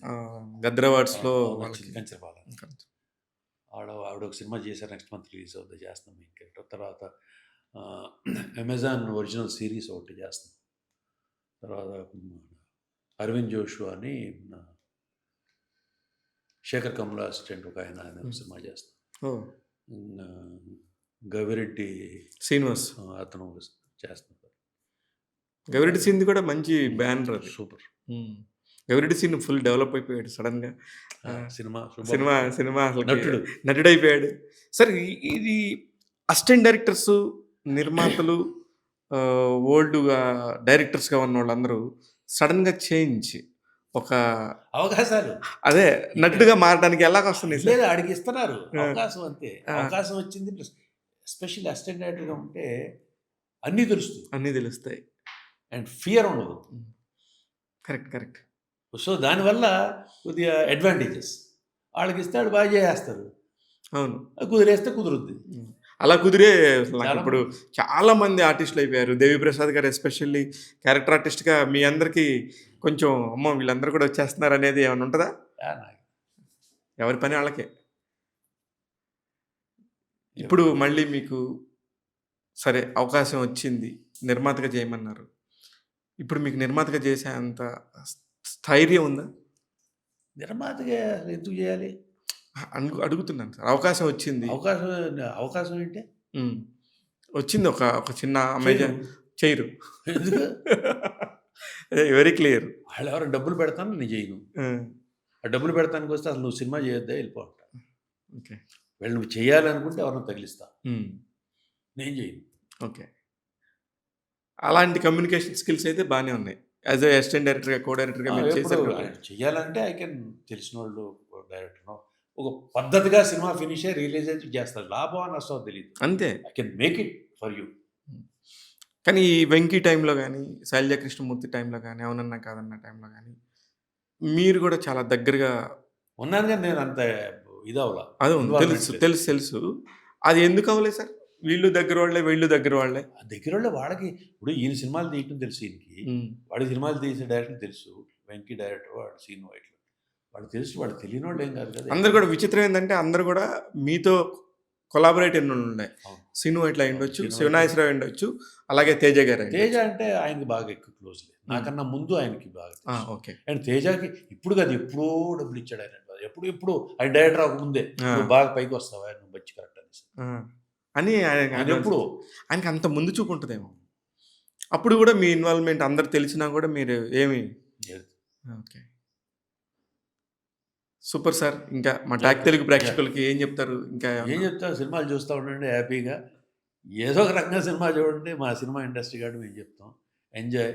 అండ్ వన్ థింగ్, జీవితంలో మీరు ఏ పని చేసినా టైమింగు, డిసిప్లిన్, నిజాయితీ, ఈ మూడు పెట్టుకోండి, will be happy. Super sir, fantastic. Thank you. ఇదండి బెనర్జీ గారు సింపుల్గా అలా కథ తేల్చేసాడు.